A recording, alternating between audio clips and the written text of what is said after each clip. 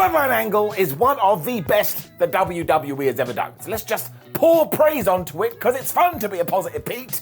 Look at me bounce around. Because of that, though, it becomes a thing, and the internet says, oh, we must break it down and get to the juicy innards. It's a very weird thing to say, and I don't really know what it means. Either way, though, I am Simon from What Culture. Please do subscribe. And here is 10 fascinating facts about all the craziness when it comes to the Bloodline. Number 10, that moment that kicked it all off. Kinda. Because let's face it, before Roman Reigns did become the head of the table, oh, we love you, tribal chief, everything we were doing with the big dog wasn't working. Like, he was WWE's bright star, and the fans were going boo. And they weren't saying boo words. The real low point, though, maybe you could argue, I suppose, came on the 6th of December 2019, when on an episode of SmackDown, Baron Corbin took some dog food and he poured it over Roman Reigns.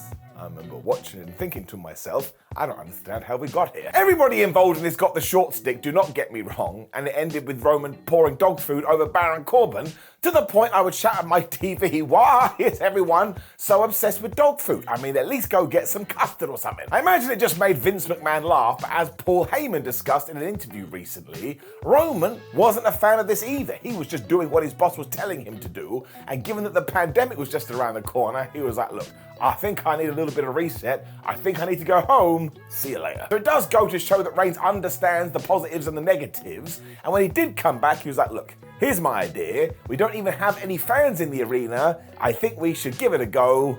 Fast forward to 2023.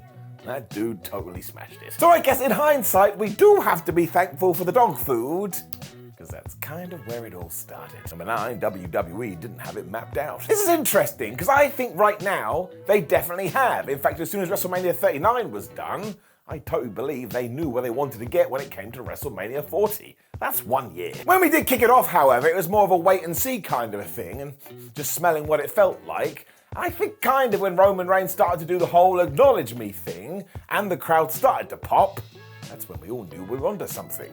My sleeve rolled down. As soon as Jey Uso did his program though, and then Jimmy Uso jumped on board too, and they did start walking around as the Bloodline, well, that's when it just took off to another level, because you could see that everyone was super duper invested. I think this is probably why Roman Reigns didn't debut his new music for absolutely ages, but around this juncture, we did take the pen and we did take a piece of paper, and we decided how we wanted it to go. Also, on the subject of the theme, do you remember his old one? How the hell did we use that for so long? It doesn't work at all. It all did work though, because even if we were doing stuff on the fly, eventually we got where we needed to be. But at the moment, it's just going up and up and up. It was impressive stuff. Number 8, Paul Heyman's paradigm shift. So the big question is, who is actually responsible for all this Bloodline joy?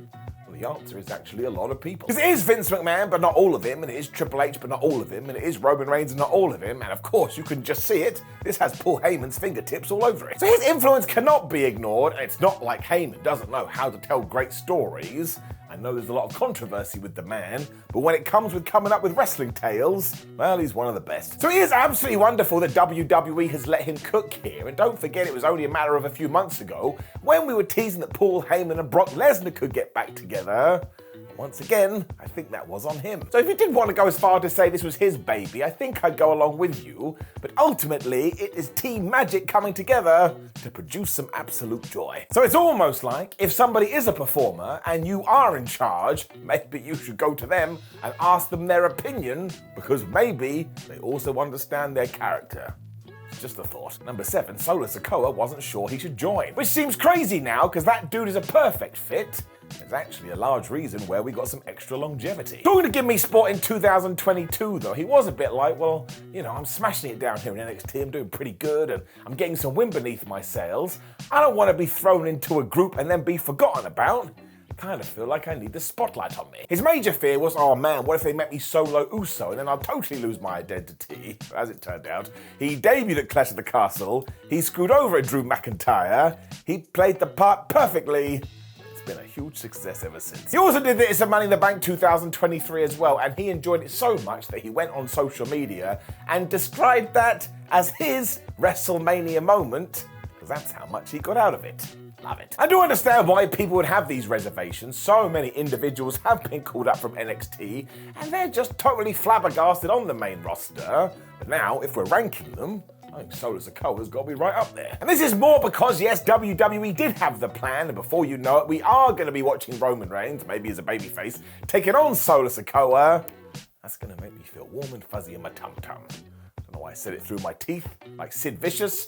I am the ruler of the world. Number 6, Naomi was considered for the group. As we have seen, introducing new people into the Bloodline has been imperative when it's come to its growth. Because if you do keep things interesting and keep the fans guessing, then they will be intrigued. And that's how you're able to get 3+ years out of it. So I actually think Naomi was discussed for a position like this, because when Jey Uso was doing an interview in 2022, he was like, yeah, I could see Naomi joining us, wink wink nudge nudge, maybe you should watch this space. This was on WWE After the Bell as well, which is an official WWE product, and these quotes actually came around about a month before Naomi and Sasha Banks walked out on the company. So maybe it was meant to happen, and obviously it all fell through. Maybe we could even say that's why Solo Sikoa was added instead, because we had to do a 180. That would have been awesome. Solo and Naomi, I mean, we're never going to get it now. We can but dream. Number 5, the Sami Zayn edition was only meant to last 3 weeks, which is just bonkers, right? 3 weeks. You can't do anything in 3 weeks. The idea, though, is that because Roman Reigns had become totally insane, and because Sami Zayn was just coming off a WrestleMania feud with Johnny Knoxville, wouldn't it be ha-ha funny if Sam wound up the tribal chief for a bit? This was true. It was very amusing. Sami was also the conspiracy theorist, but straight away, I mean, honestly, it took about 5 minutes. Everyone was like, Sami Zayn and Roman Reigns have really good chemistry. Who saw that? I mean, the way Zayn interacted with the whole Bloodline just brought so much joy, which is when WWE did something they haven't done in ages. They surveyed the experience and went, well, I guess if people are enjoying it, maybe we should see where it goes. The answer was pure gold, and I am totally convinced that Sami Zayn being part of this is another reason it's gone for so long, because he did all that stuff saying, oh man, you're not very Usi, and we had that SmackDown segment where he broke Roman Reigns and friends, and that made us feel good. Never forget, that's the whole point of watching an entertainment show. You want to feel like wahoo wahey. And even when he did turn at the Royal Rumble, some people were like, oh no, this is too soon. I mean, it's absolutely tremendous. I miss it every day. Number 4, Sami Zayn sparked mad ratings. Now, the success of SmackDown recently is down to a lot of things. The entire roster, good writing, the popularity of YouTube, TikTok, a lot. At one point, though, do you know who was driving all of this? Of course, Drew could have just told you, but I'm going to tell you again.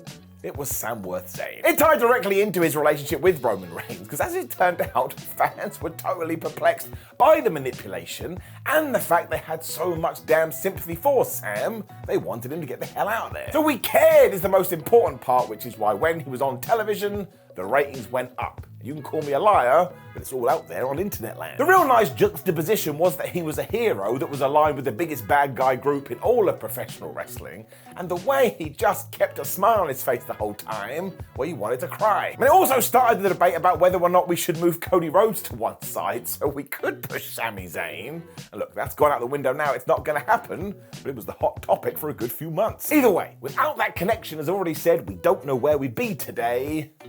Very important. Number 3, the Usos have come of age. I really like this, because in a recent interview with Ariel Helwani, Jimmy and Jey Uso just threw their hands up and were like, yeah, we are proud. We've had a pretty good couple of years. We like it. It's totally true too, because do not forget, they have gone from tag team specialists to actual main eventers. Like, as I'm talking to you, we are gearing up for SummerSlam, where it is Roman Reigns and Jey Uso, and nobody is going, oh, I can't believe Jey Uso is going to be in the last match. No, people are saying he should win the championship, me as well. The pair have also relished this pressure as well, because on 2018, they couldn't even get on the WrestleMania card, and then fast forward to WrestleMania 39, and who is in the main event on night 1? If you are saying anybody else but the Usos, you need to listen better, it was they. And that, my friends, I think is the real success of the Bloodline angle. So many people have come out the other side as stars. Long may it continue. Number 2, even Hollywood actors are impressed. Yep, this thing gone worldwide. Because coming to light during the same interview, Jey Uso was like, yeah, Hugh Jackman was backstage at Raw recently.